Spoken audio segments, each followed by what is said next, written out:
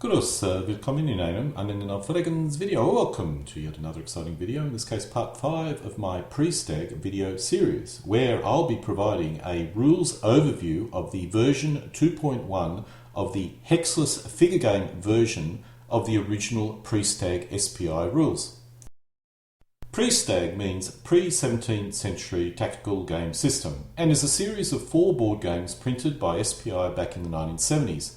These rules have been converted into a hexless figure gaming form. Version 1 of the rules is a hex-based figure gaming conversion of the original rules, which can be found on the Groups.io Kriegspiel site. The number of changes is minimal, and a player could simply use the original SPI rules if they wish to give the rules a go. Players can also download the original SPI rules from the spigames.net site. These can be used with figures if your playing area has a hex grid on it. Version 2 is a hexless version of the pre-stag rules, which can be found also on the Groups.io Kriegspiel site. Version 2.1 of the rules uses the DBMM troop types and army lists. A lot of the DBMM concepts have been incorporated into the rules to allow them to be used with the DBMM army lists. Examples include baggage and the expansion of naval vessels and the possibility of ship-on-ship combat. The stratagems will be converted into a card-based system for ease of use later. The rules themselves are very simple, but I have discovered that if you flip between game systems, you quickly forget many aspects of the rules, no matter how simple they may be. As a result, while the rules are so simple, a training video may seem unnecessary. I've created one nonetheless to allow players to refresh their knowledge of the rules after a gap between games. The rules use a ground scale of 1 base width being equal to 200 metres. Thus, if using 4 cm wide bases, the ground scale is 1 in 5,000. If using movement trays, as you can see here, which is also recommended, the base width is 5 cm, which means the ground scale is 1 in 4,000. For most ancient figure gaming, this scale may be a bit large, as the rules include a lot of pre-battle manoeuvring. This ground scale is nonetheless required. The ground scale is also required if you wish to reproduce many of the larger historical battles. Unlike most ancient rules, the game does not start with both forces lined up, fully deployed and ready to engage. The time scale is 15 minutes per game turn, which is reasonable or reasonably typical for many ancient rules. While unlikely, a game could last up to 48 game turns in spring and autumn, and longer in summer. As many games will include a pre-battle manoeuvring, this is probably required, but most battles will end well before sunsets.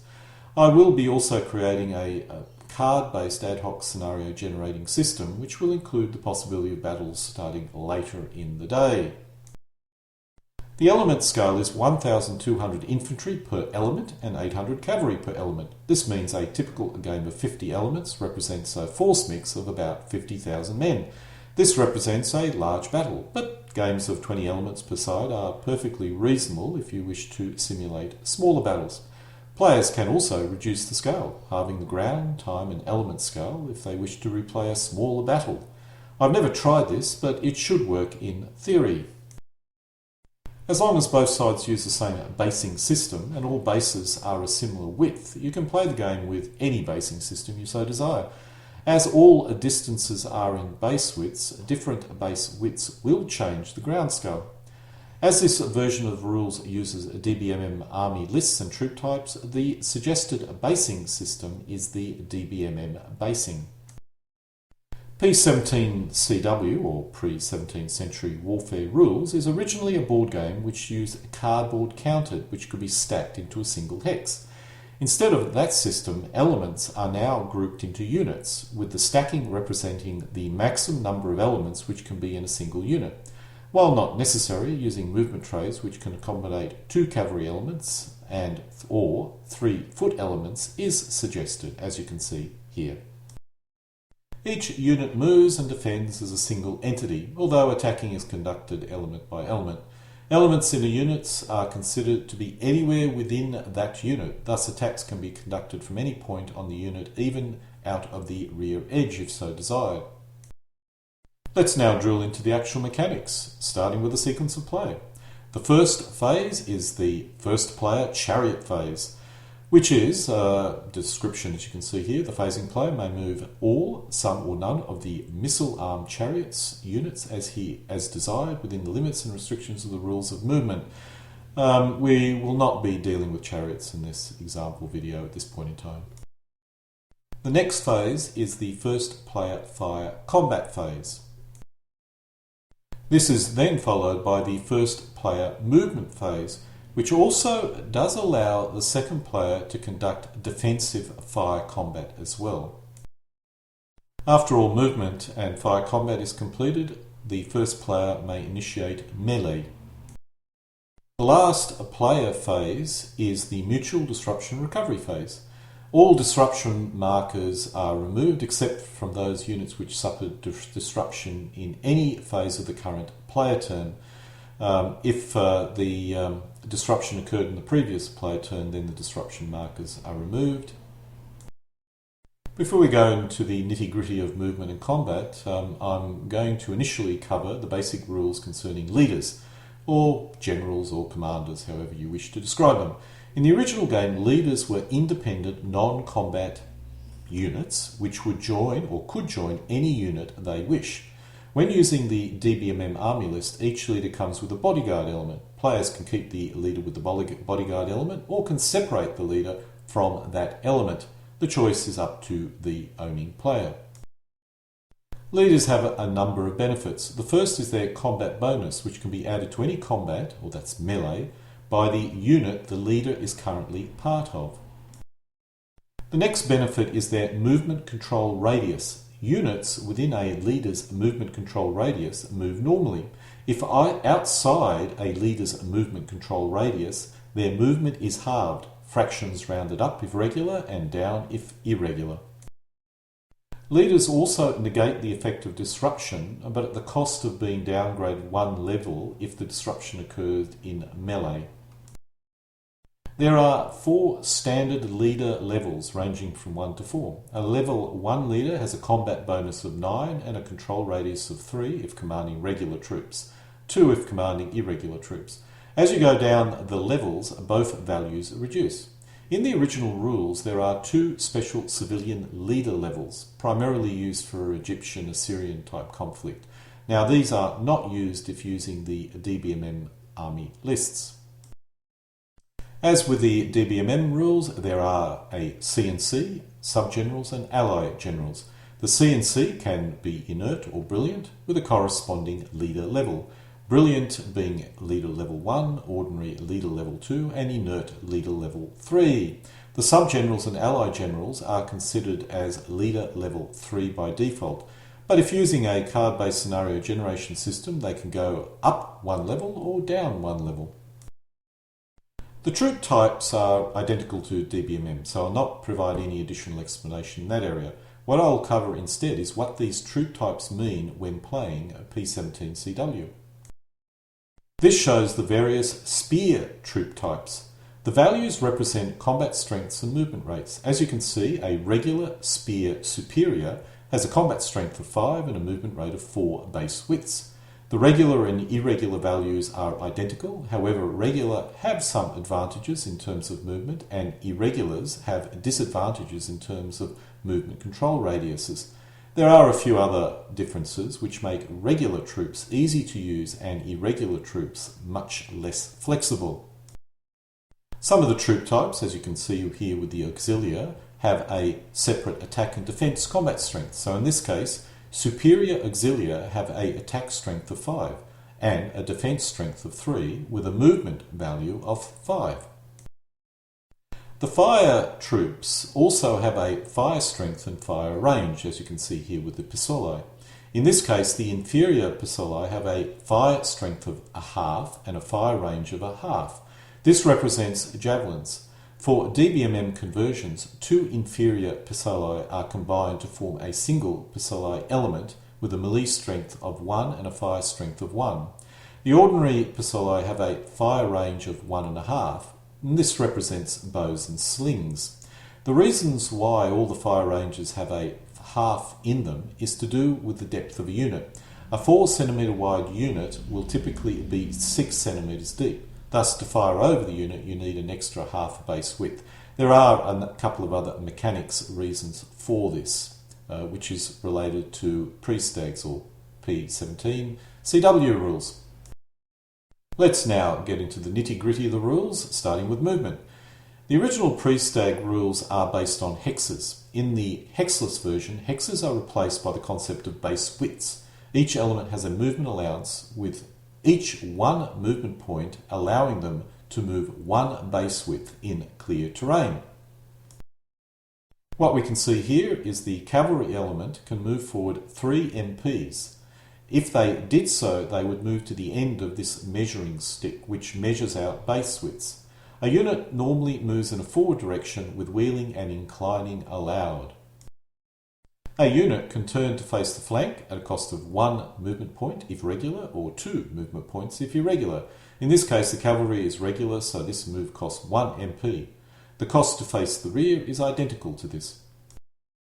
When a unit moves up a slope, it expends an additional 1 movement point with no movement in order to do so, after which it expends movement points to physically move. In this case, the cavalry has expended 3 MPs, 1 to go up the slope and 2 MPs to move 2 base widths. The unit then turns to face the flank at a cost of an additional 1 movement point. The unit has expended a total of 5 movement points and has 4 movement points remaining. The cavalry unit now moves forward an additional 3 base widths and stops with 1 movement point remaining. The spearmen now move forward. As they only possess 3 movement points, they are unable to close with the enemy in this movement phase. The opponent does not wish to advance as they possess missile troops and find it better to receive the enemy charge rather than charging into contact.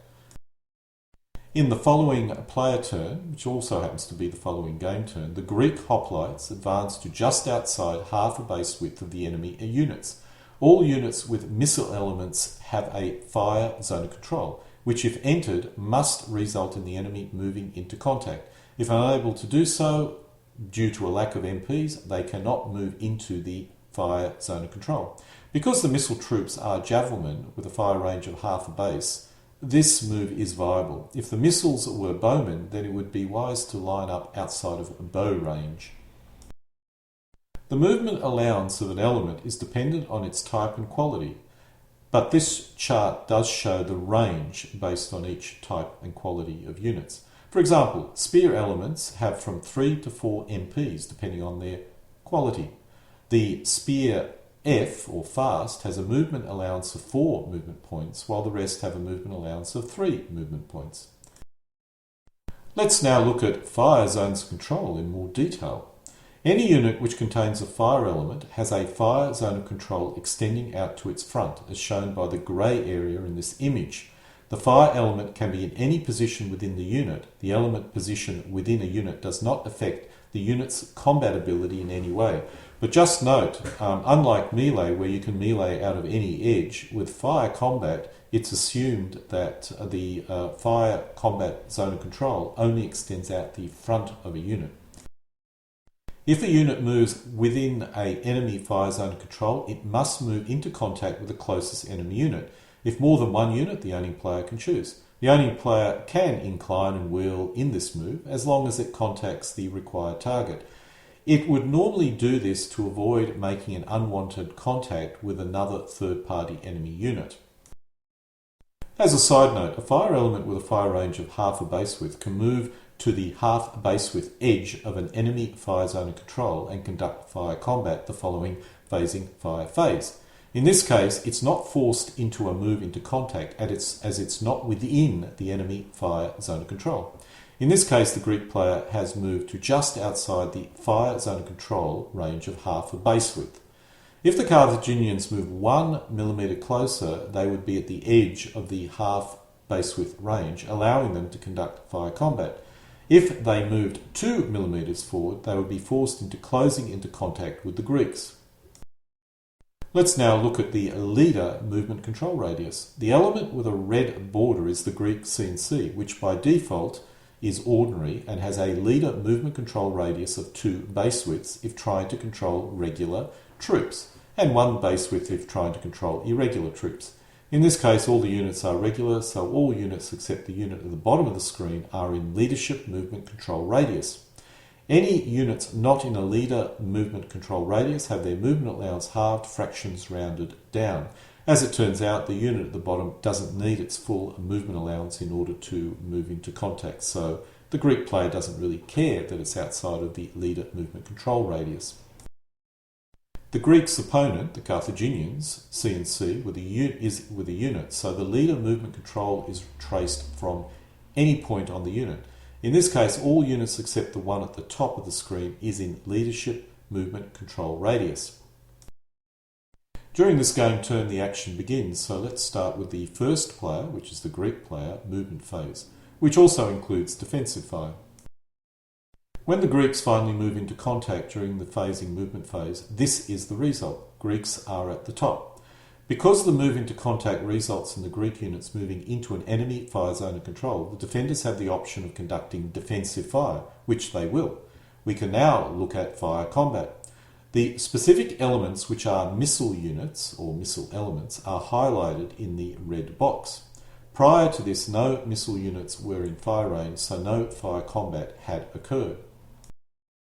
There are two types of missile elements involved in this conflict. The first is irregular light horse, ordinary, which in DBMM terms represents skirmishing with javelins, such as early Thessalians, Numidians, late Roman Equites, Illyrici, or medieval Spanish generators, or skirmishing with lance, such as Arabs.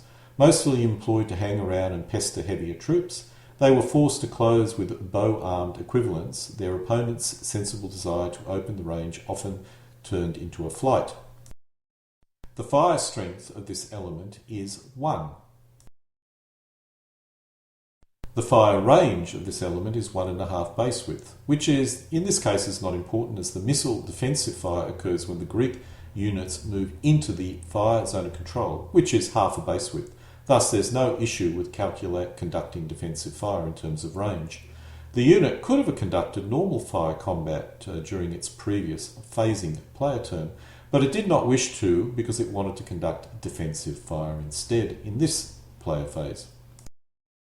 The other fire element is the irregular persolae inferior, which in DBMM terms is young, poor, or otherwise marginal combatants told off to make themselves useful with hand-hurled missiles, usually to pester and possibly delay closer formed enemy foot. Because the fire strength is half, the stacking value of the element is half, which means the owning player can combine two of these elements to form a single element with a stacking value of 1. This is to avoid having units which are far too deep to be practical on the playing area. When combined, the fire strength is doubled to 1. The fire range is half a base width, which is once again not an issue as the enemy is moving within that distance to engage in melee. The Carthaginians now decide to conduct defensive fire against the Greeks. This occurs before any melee combat. When conducting missile fire, the target is the terrain the target resides in.